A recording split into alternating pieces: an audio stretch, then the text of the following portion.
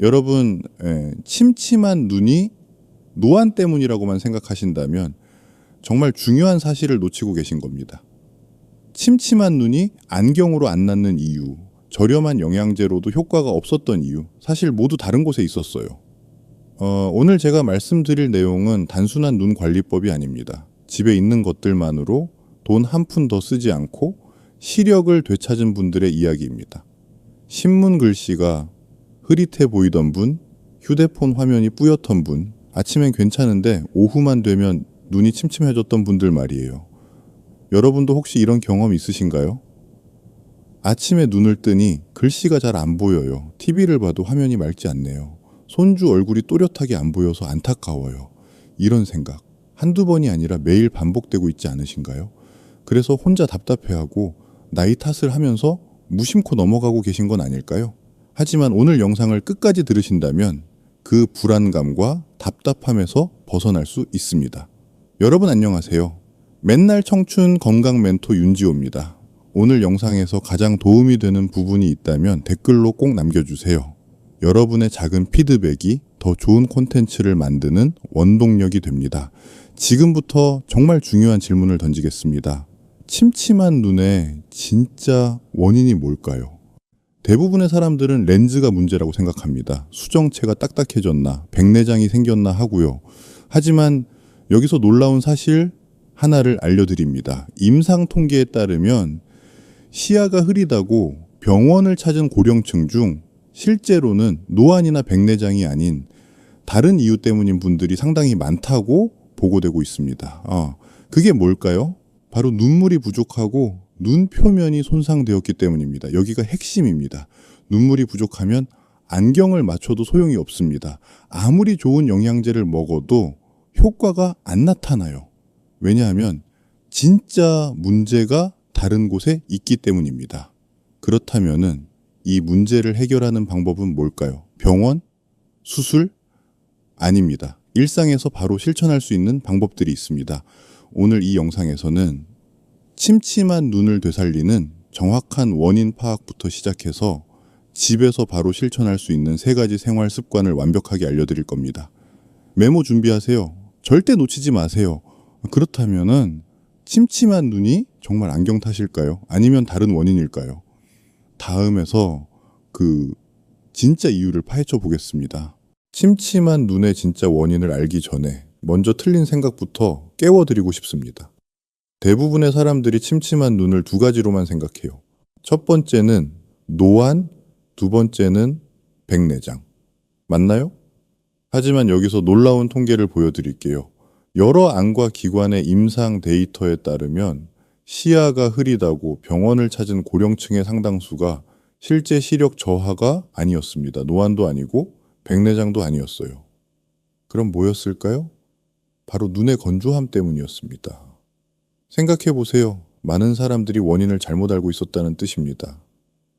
그래서 뭘 했을까요? 수십만 원대의 고급 안경을 맞추고 비싼 영양제를 사 먹고 심지어 수술까지 고민하는 분들이 많아요. 하지만 진짜 문제는 다른 곳에 있었던 거죠. 여기서 또 다른 중요한 사실을 알려드립니다.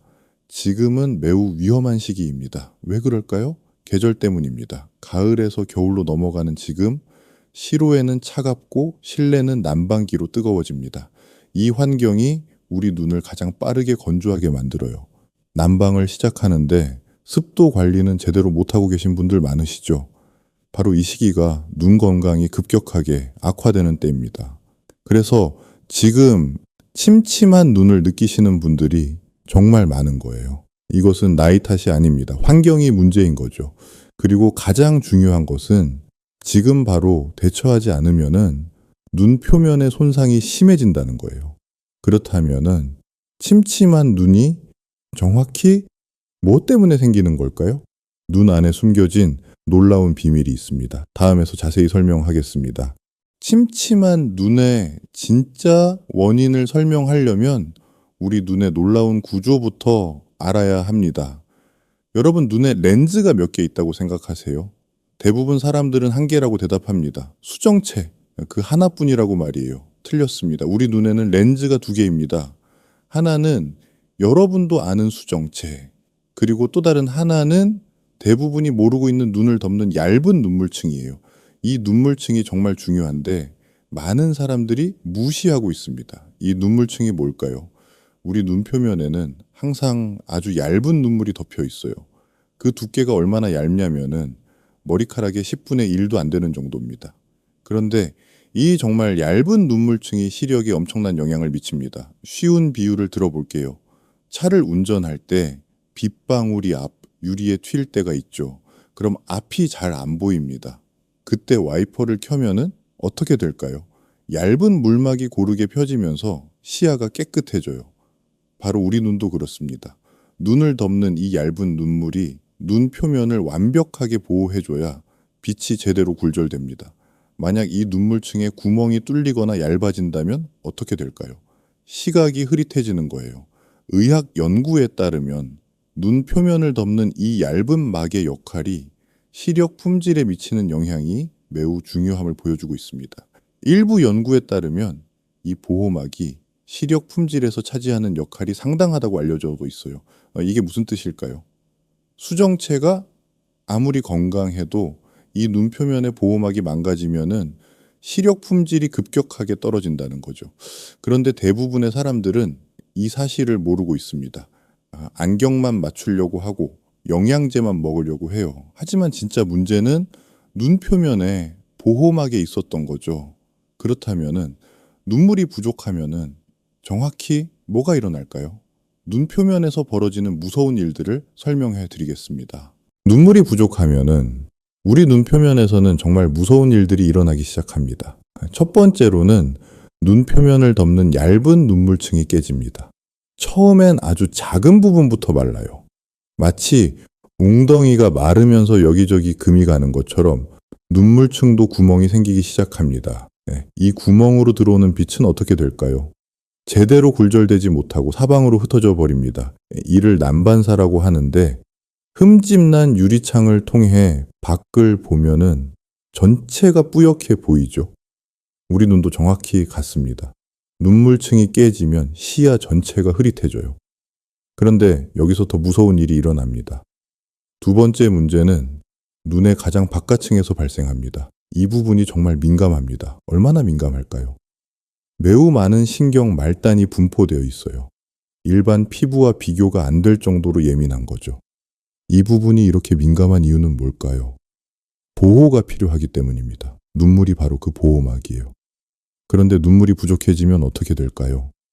이 부분이 직접 공기에 노출됩니다. 바람도 들어오고 먼지도 들어오고 심지어 눈꺼풀이 깜빡일 때마다 마찰을 일으켜요. 우리는 하루에 평균 2만 번 눈을 깜빡입니다. 눈물이 충분하면 윤활제 역할을 해서 마찰이 최소화돼요. 하지만 눈물이 없으면 2만 번의 마찰이 그대로 이 부분에 상처를 남깁니다. 마치 깨끗한 유리창을 마른 수건으로 하루 종일 문지르는 것과 같아요. 처음엔 괜찮아 보이지만 시간이 지나면서 미세한 흠집이 무수히 생기죠. 의료기관들의 임상 관찰에 따르면 눈이 침침한 환자들의 표면을 특수 현미경으로 관찰했더니 증상이 심할수록 미세한 상처가 많았어요. 그리고 이 상처들이 시력 저하와 직접적인 관계가 있었습니다. 더 충격적인 것은 겉으로 멀쩡해 보이는 눈도 현미경으로 보면은 상처 투성이라는 거예요. 환자들은 자신의 눈이 이렇게 손상되어 있다는 걸 전혀 모르고 있었습니다. 그리고 이 상처가 더 심해지면 눈의 가장 바깥층이 벗겨져 나갑니다. 이 단계까지 가면은 시력이 급격하게 떨어져요. 그래서 심각한 수준까지도 떨어질 수 있습니다. 그렇다면 안경을 맞춰도 효과가 없었던 이유가 이제 이해가 되시죠? 하지만 정말 중요한 것은 이겁니다. 이 모든 현상이 되돌릴 수 있다는 거예요. 다음에서 그 방법을 알려드리겠습니다. 오후만 되면 눈이 더 침침해진다고 말씀하시는 분들 많으세요. 신문을 읽어도 흐릿하고 휴대폰을 봐도 화면이 뿌옇다고요. 아침엔 괜찮았는데 왜 그럴까요? 이제 그 이유가 명확합니다. 바로 시간이 지나면서 눈물이 점점 증발하기 때문입니다. 우리 눈물의 핵심은 뭘까요? 물이라고 생각하세요? 아니에요. 눈물은 3개의 층으로 이루어져 있어요.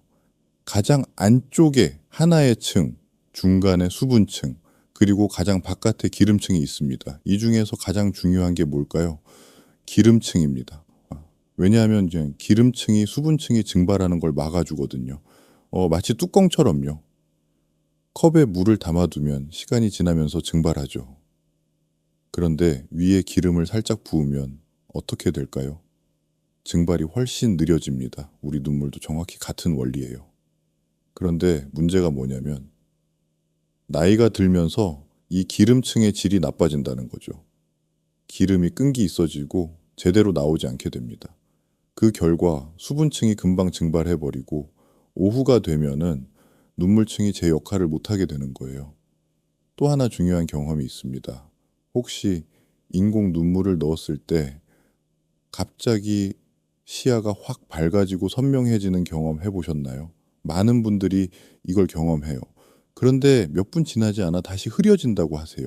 이게 뭘 의미할까요? 인공 눈물을 넣으면 일시적으로 눈물층이 회복됩니다. 깨졌던 보호층이 다시 완성되는 거죠. 그 순간 시야가 선명해져요. 하지만 인공 눈물도 결국 증발합니다. 그러면은 눈물층이 또 깨지면서 다시 흐려지는 거예요.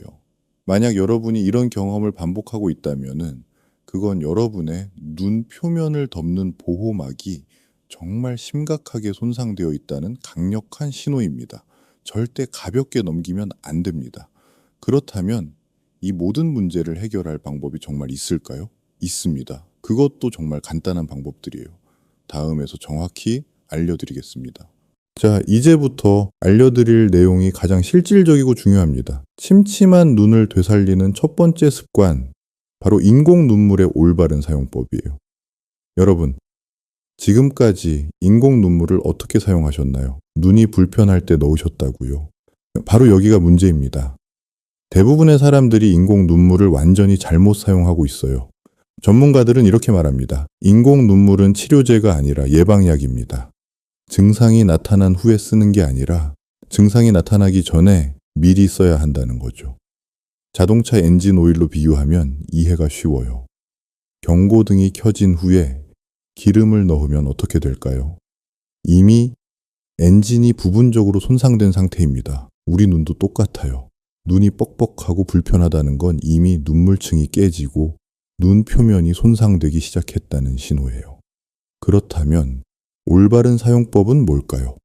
일단 횟수부터 늘려야 합니다. 전문가들이 권장하는 최소 횟수는 하루에 6번입니다. 눈이 불편한지 안 한지 상관없이 무조건 6번. 구체적인 타이밍을 알려드릴게요. 첫 번째 타이밍은 아침에 눈을 뜬 직후입니다. 왜 이 시간이 중요할까요? 우리가 자는 동안 눈물 분비가 거의 멈춥니다. 그래서 아침에 눈을 뜨는 순간이 눈 표면이 가장 건조한 상태거든요. 이때 바로 인공 눈물을 넣으면 밤사이 마른 눈 표면을 즉시 보호할 수 있어요. 두 번째는 아침 식사 후입니다. 음식을 먹으면서 눈을 깜빡이는 횟수가 줄어들어요. 그래서 식사 후에 보충해 주는 거죠. 세 번째는 점심 식사 후입니다. 오전 내내 활동하면서 눈물이 많이 증발했을 시간이에요. 네 번째는 오후 3, 4시입니다. 하루 중 눈이 가장 피로해지는 시간대죠. 이때 한 번 더 넣으면은 저녁까지 눈을 보호할 수 있습니다. 다섯 번째는 저녁 식사 후입니다. 저녁 시간에 텔레비전을 보거나 휴대폰을 보시는데 그 전에 미리 넣어두는 거예요. 여섯 번째, 가장 중요한 타이밍은 잠들기 직전입니다. 이때는 일반 인공 눈물보다는 점도가 높은 야간용 인공 눈물을 사용하는 게 좋습니다. 이 높은 점도의 제품은 오래 지속되면서 밤사이 눈 표면을 보호해 줍니다. 그런데 여기서 정말 중요한 팁이 있습니다. 인공 눈물도 종류가 나뉘거든요. 방부제가 들어간 제품과 안 들어간 제품이 있어요. 전문가들의 강력한 권장사항은 이겁니다. 하루에 6번 이상 사용한다면은 반드시 무방부제 인공 눈물을 선택하세요. 왜 그럴까요? 방부제는 세균 오염을 막기 위해 넣는 건데 자주 사용하면은 오히려 눈 표면에 자극을 줄 수 있거든요. 무방부제 인공 눈물은 대부분 일회용으로 나옵니다. 한번 개봉하면은 그날 안에 다 써야 하는 제품들이에요. 조금 번거롭지만 눈 건강을 위해서는 이게 훨씬 안전합니다. 그리고 또 하나 중요한 게 사용 방법입니다. 많은 분들이 그냥 눈에 똑똑 떨어뜨리고 끝내는데 제대로 하려면 이렇게 하세요. 먼저 손을 깨끗이 씻습니다. 그 다음 고개를 뒤로 젖히고 아래 눈꺼풀을 살짝 당겨서 주머니를 만듭니다. 그 주머니에 인공 눈물 한 방울을 떨어뜨려요. 한 방울이면 충분합니다. 너무 많이 넣으면 오히려 흘러내려서 소용없어요. 그 다음이 정말 중요합니다. 눈을 감고 얼마 동안 가만히 있으세요. 이때 눈을 깜빡이면 안 됩니다. 왜냐하면 깜빡이면 인공 눈물이 눈물관을 통해 코로 빠져나가 버리거든요. 그냥 눈을 감고 가만히 있으면 인공 눈물이 눈표면 전체에 고르게 퍼집니다. 이 간단한 방법만 제대로 지켜도 인공 눈물의 효과가 2배, 3배 달라집니다. 첫 번째 습관이 눈물을 공급하는 거라면은 두 번째 습관은 눈물의 질을 높이는 거예요. 정말 중요한 내용입니다. 다음에서 자세히 설명하겠습니다. 눈물이 부족한 것도 문제지만 눈물의 질이 떨어지는 것도 큰 문제입니다. 이를 개선하기 위해 필요한 게 두 번째 습관인데 바로 오메가3의 올바른 섭취입니다. 여러분, 눈물이 그냥 물이라고 생각하세요? 아니에요. 눈물은 3개의 층으로 이루어져 있다고 앞에서 말씀드렸죠. 그 중에서 가장 중요한 게 뭐였나요? 기름층이었어요. 이 기름층을 튼튼하게 만들어주는 게 오메가3입니다. 의료기관에서 진행한 여러 연구에 따르면 오메가3의 섭취가 눈 건강에 미치는 영향을 확인했습니다. 일반적으로 오메가3를 지속적으로 복용한 사람들이 눈물 증발 속도가 의미 있게 낮아졌다고 보고되고 있습니다. 그리고 눈의 건조함 증상도 상당히 개선됐습니다. 더 놀라운 건 시력의 질도 개선됐다는 거예요. 오메가3를 복용한 사람들이 글씨가 더 선명하게 보인다. 눈의 피로가 줄었다고 보고했습니다. 반면은 보충하지 않은 그룹은 거의 변화가 없었어요. 그렇다면 오메가3를 어떻게 섭취해야 할까요? 전문가들이 권장하는 일반적인 용량은 하루에 1000mg에서 2000mg 정도입니다. 특히 지방산 성분이 풍부한 제품을 선택하는 게 좋아요. 음식으로 섭취하려면 어떻게 할까요? 등푸른 생선을 드시면 됩니다. 고등어, 정어리, 연어 같은 생선이 좋죠. 일주일에 2-3번 정도 먹으면 충분합니다. 하지만 솔직히 생선을 규칙적으로 먹기가 쉽지 않으세요. 그래서 영양제로 보충하는 게 더 실용적입니다. 영양제를 고를 때는 몇 가지 주의할 점이 있습니다. 첫째, 순도가 높은 제품을 선택하세요. 특별한 추출 방식으로 만든 제품이 불순물이 적고 흡수율이 좋습니다. 둘째, 캡슐 크기가 너무 크지 않은 제품을 고르세요. 드시기 편해야 오래 드실 수 있으니까요. 셋째, 식후에 드세요.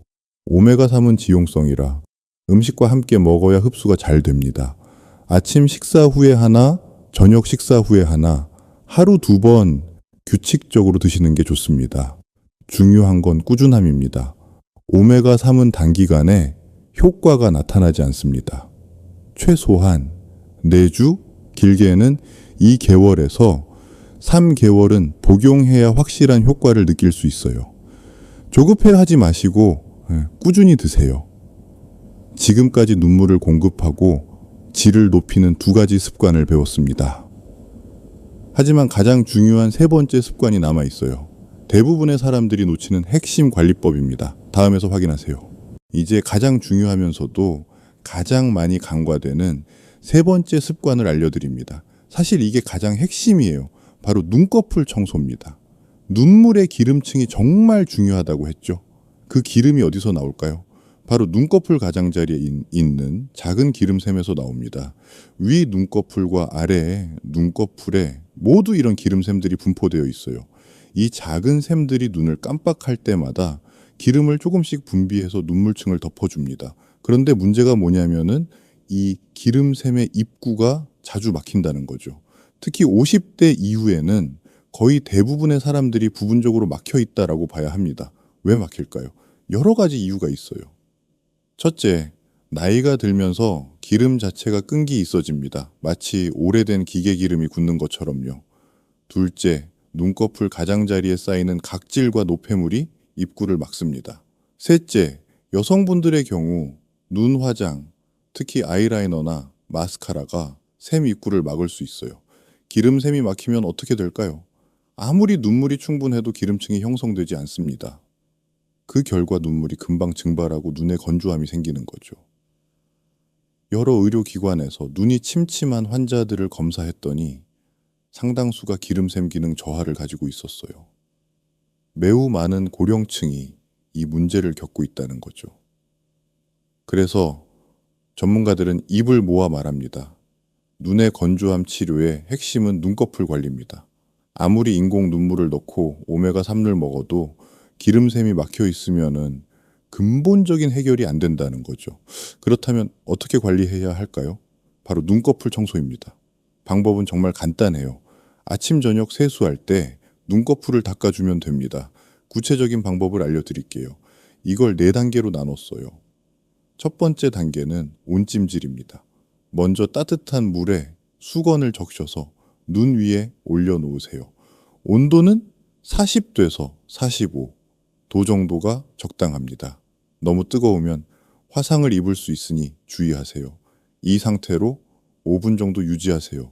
왜 온찜질이 필요할까요? 열이 굳어있던 기름을 녹여주기 때문입니다. 막혀있던 기름샘의 기름이 열을 받으면 액체 상태로 변하면서 배출이 쉬워져요. 두 번째 단계는 눈꺼풀 마사지입니다. 온찜질이 끝나면 손가락으로 눈꺼풀을 부드럽게 마사지하세요. 위 눈꺼풀은 위에서 아래로, 아래 눈꺼풀은 아래에서 위로 쓸어내리듯 마사지합니다. 이렇게 하면은 녹아있던 기름이 샘 밖으로 배출돼요. 세 번째 단계는 눈꺼풀 청소입니다. 이제 세정 제품을 조금 손에 묻혀서 거품을 냅니다. 아기 세정 제품이나 순한 제품을 사용하는 게 좋아요. 그리고 눈을 감은 상태에서 속눈썹이 난 부위를 부드럽게 문질러 닦습니다. 눈에 세정 제품이 들어가면 어떡하죠? 걱정하실 수 있어요. 물론 조심해야 하지만 눈을 감고 속눈썹 부위만 닦으면 제품이 눈 안으로 들어갈 일은 거의 없습니다. 만약 들어가도 깨끗이 헹구면 됩니다. 네 번째 단계는 깨끗이 헹굼입니다. 눈을 감은 상태에서 미지근한 물로 제품을 완전히 씻어내세요. 이때도 눈 안으로 물이 들어가지 않도록 조심하세요. 이 4단계를 아침 저녁 하루 2번씩 하면 됩니다. 처음엔 번거로울 수 있지만 익숙해지면은 5분도 안 걸려요. 시중에 눈꺼풀 전용 클렌저나 눈꺼풀 세정 티슈 같은 제품도 있어요. 세정 제품 사용이 불안하다면 이런 전용 제품을 사용해도 좋습니다. 그리고 여성분들께 특별히 당부드립니다. 저녁에 화장을 지울 때 눈꺼풀 가장자리까지 꼼꼼히 닦아주세요. 아이라이너나 마스카라 자잔물이 남아있으면 기름샘을 막을 수 있거든요. 모든 것을 종합하면 우리가 배운 3가지 습관은 이렇습니다. 첫째, 인공 눈물을 자주 넣기. 둘째, 오메가3을 꾸준히 먹기. 그리고 셋째, 눈꺼풀을 깨끗이 닦기. 이 3가지를 동시에 실천하는 게 핵심입니다. 왜 동시에 해야 할까요? 각각의 방법이 서로 다른 측면에서 눈의 건조함을 해결하기 때문입니다. 인공 눈물은 당장 부족한 눈물을 보충해 줍니다. 즉각적인 효과가 있죠. 오메가3은 우리 몸이 만드는 눈물의 질을 개선합니다. 중장기적인 효과예요. 그리고 눈꺼풀 청소는 눈물을 만드는 시스템 자체를 정상화합니다. 근본적인 해결책이죠. 이 3가지가 맞물려 돌아가야 최상의 결과를 얻을 수 있습니다. 이제 마지막으로 여러분에게 당부하고 싶은 메시지가 있습니다. 침침한 눈으로 고생하는 모든 분들께 드리는 당부의 말입니다. 다음에서 마무리하겠습니다. 여러분 침침한 눈 때문에 얼마나 답답해 하셨어요. 신문도 못 읽고 손주 얼굴도 흐릿하게 보이고 일상생활이 불편했을 거예요. 혹시 이 때문에 차라리 눈을 감고 싶다는 생각까지 했던 건 아닐까요? 하지만 지금 당신은 희망을 가져도 됩니다. 왜냐하면은 우리가 배운 3가지 습관은 정말 간단하고 확실한 방법이거든요. 특별한 재능이 필요한 것도 아니고 비싼 돈이 드는 것도 아닙니다. 필요한 건 딱 한 가지, 꾸준함입니다. 지금 당장 실천해 보세요.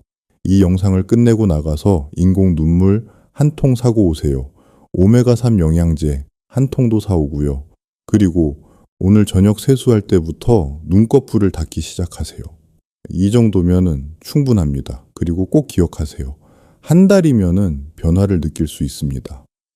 처음에는 개선 속도가 느릴 수도 있어요. 하지만 계속하세요. 2달, 3달 지나면은 정말 놀라운 변화를 경험할 겁니다.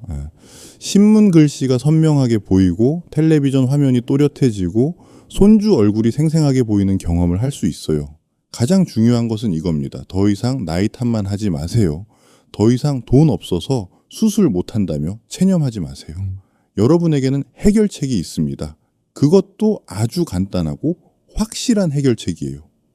시력은 생활의 질을 결정하는 가장 중요한 요소 중 하나입니다. 맑고 선명한 세상을 다시 보는 것, 그것이 얼마나 소중한지 알잖아요. 오늘부터 꼭 실천해 보세요. 당신도 충분히 할 수 있습니다. 그리고 마지막으로 부탁이 있습니다. 혹시 아직 구독과 좋아요를 누르지 않으셨다면 지금 버튼을 눌러주세요. 여러분의 작은 관심이 더 좋은 콘텐츠를 만드는 원동력이 됩니다. 그리고 댓글로 여러분의 눈 건강 이야기를 들려주세요.